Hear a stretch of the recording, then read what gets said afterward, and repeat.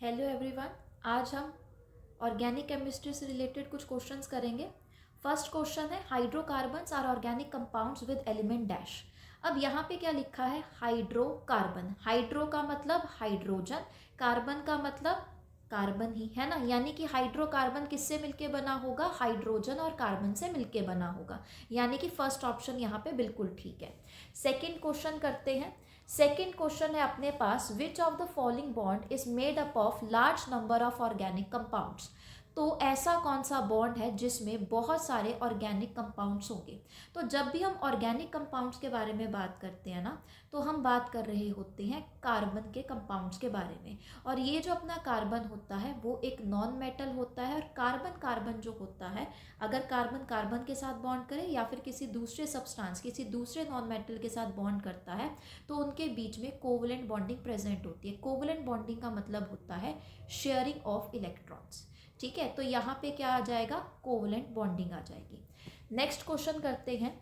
Next question अपने पास है, which of the following does not come under the organic addition reaction. तो यहाँ पे अपने पास क्या है? Addition reaction. एडिशन रिएक्शन का क्या मतलब होता है?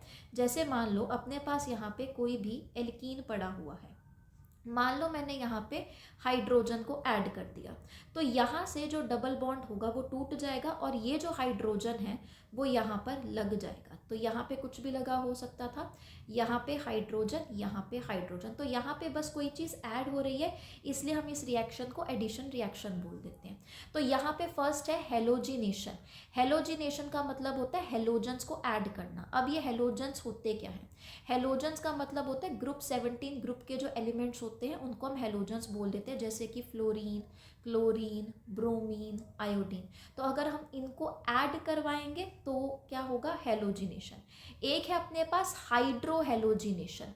हाइड्रोहेलोजिनेशन भी एक एडिशन रिएक्शन होती है। हाइड्रेशन यानी कि पानी को ऐड करवाना, ये भी एक एडिशन रिएक्शन है। डिहाइड्रेशन का मतलब होता है removal of water.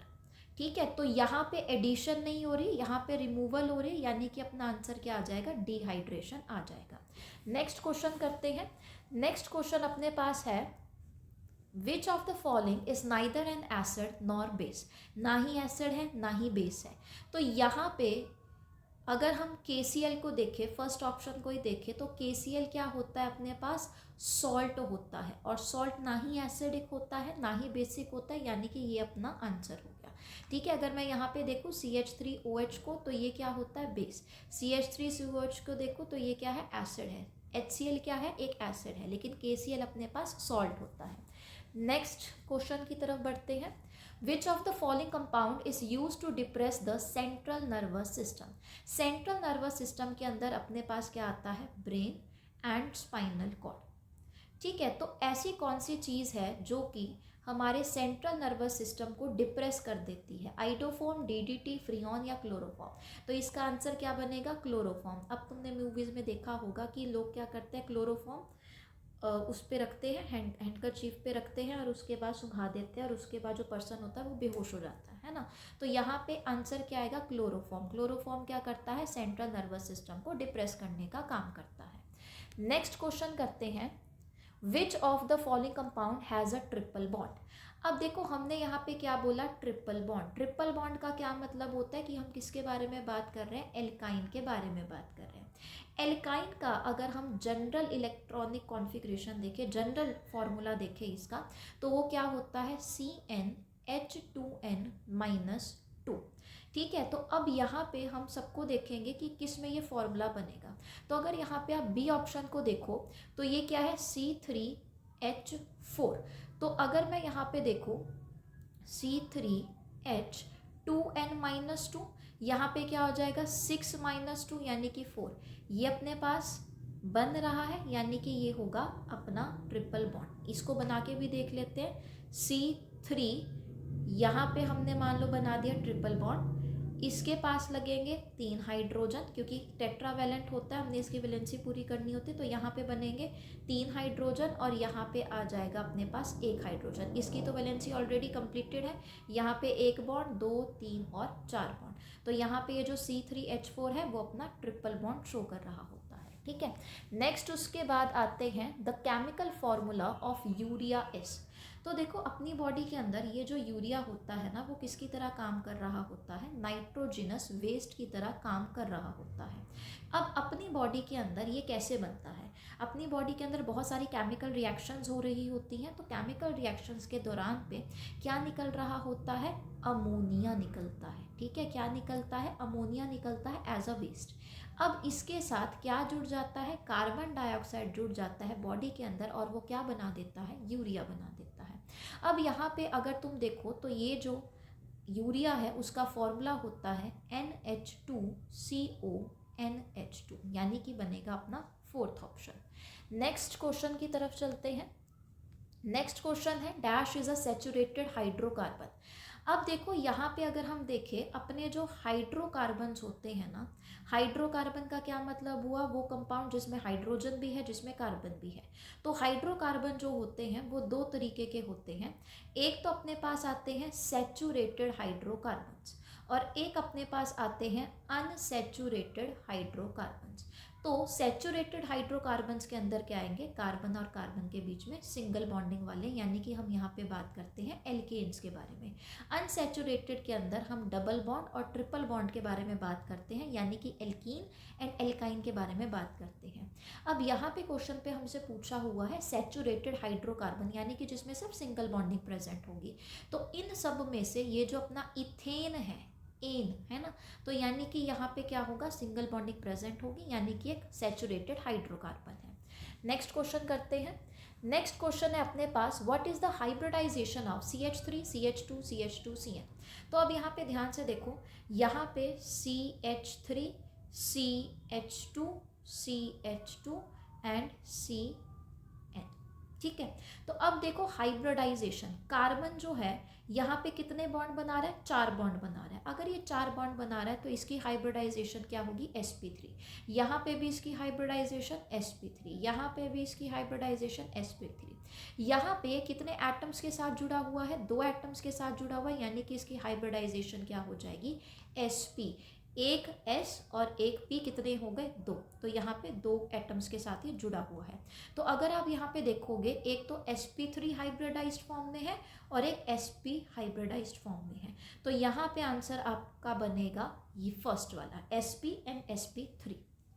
Next question करते हैं what is the valency of carbon, carbon की वैलेंसी कितनी होती है। अब ये जो अपना कार्बन होता है इसका जो एटॉमिक नंबर होता है वो होता है 6, यानी कि अगर मैं इसको बनाऊं तो यहाँ पे फर्स्ट जो शेल है उसके अंदर कितने इलेक्ट्रॉन्स आएंगे, 2 इलेक्ट्रॉन्स। फिर उसके बाद जो नेक्स्ट शेल आएगा उसके अंदर टोटल कितने इलेक्ट्रॉन्स आएंगे, 4 इलेक्ट्रॉन्स आएंगे, तभी तो 6 पूरे होंगे। ठीक है, तो यहाँ पे 4 इलेक्ट्रॉन्स आए। ऑक्टेट पूरा करने के लिए इसको और कितने इलेक्ट्रॉन्स की ज़रूरत है, 4 इलेक्ट्रॉन्स की ज़रूरत है। तो ये कितनों के साथ बॉन्डिंग करेगा, 4 के साथ बॉन्डिंग करेगा। तो ये कैसा होगा, टेट्रावेलेंट होगा नेचर में। नेक्स्ट उसके बाद नेक्स्ट क्वेश्चन चलते हैं, how many sigma and pi bonds are present in the following molecule. अपने पास मॉलिक्यूल दे रखा है C triple bond N, CH C triple bond N। तो यहाँ पे अगर मैं सिग्मा और पाई बॉन्ड के बारे में बात करूँ, sigma bond single bond, pi bond double and triple bond को बोला जाता है। तो हर एक सिंगल बॉन्ड जो होता है वो सिग्मा बॉन्ड रिप्रेजेंट कर रहा होता है। तो यहाँ पे 1 2 3 4 5 क्या प्रेजेंट है अपने पास, सिग्मा बॉन्ड प्रेजेंट है। और यहाँ पे 1 2 3 4 पाई बॉन्ड प्रेजेंट है। तो अपना कौन सा आंसर ठीक होगा, फर्स्ट ऑप्शन ठीक होगा। ठीक है, नेक्स्ट क्वेश्चन करते हैं। नेक्स्ट है arrange the following in the increasing order of electronegativity.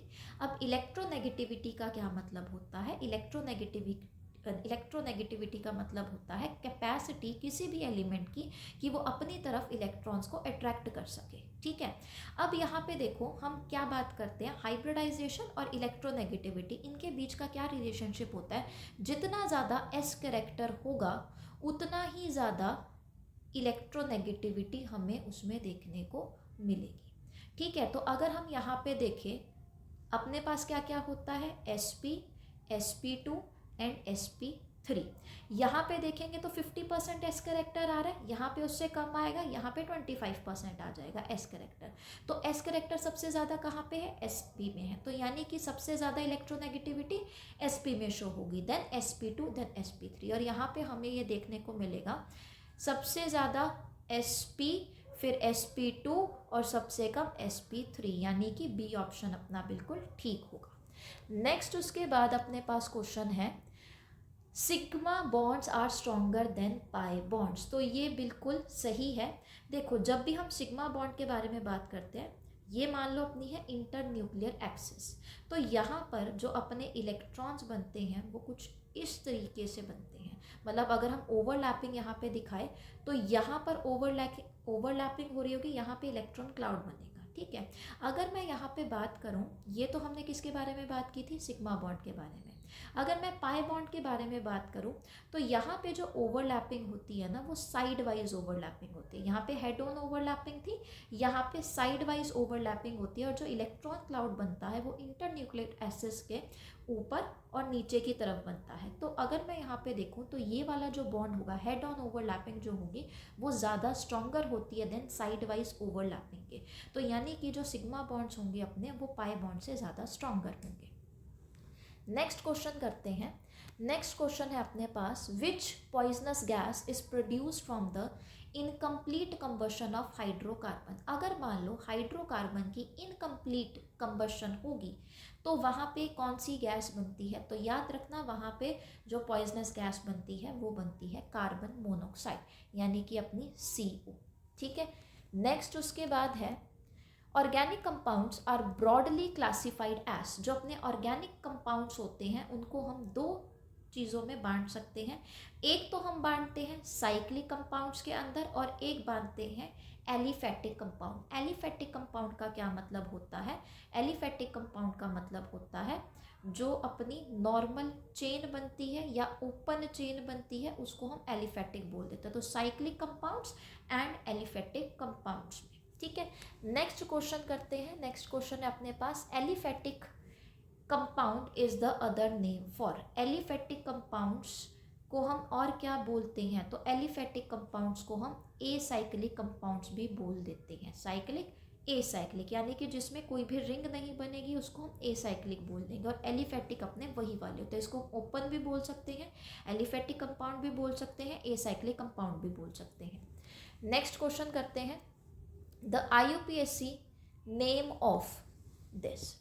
तो यहाँ पे ध्यान दीजिए, अपने पास हम यहाँ पे सबसे पहले क्या करते हैं, नंबरिंग करते हैं। नंबरिंग हम यहाँ से शुरू करेंगे। क्यों यहाँ से शुरू किया, क्योंकि डबल बॉन्ड को हम छोटा नंबर देने की कोशिश करते हैं।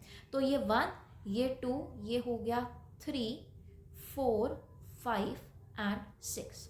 तो अगर हम यहाँ पे देखें तो तीसरे नंबर पे क्या लगा हुआ है, मिथाइल ग्रुप लगा हुआ है। तो यहाँ पे क्या बनेगा, 3 मिथाइल, और ये क्या है, साइक्लोहेक्सीन। तो ये होगा अपना फर्स्ट वाला। देन उसके बाद लास्ट क्वेश्चन करेंगे, what is the hybridization of carbon atom in CF4।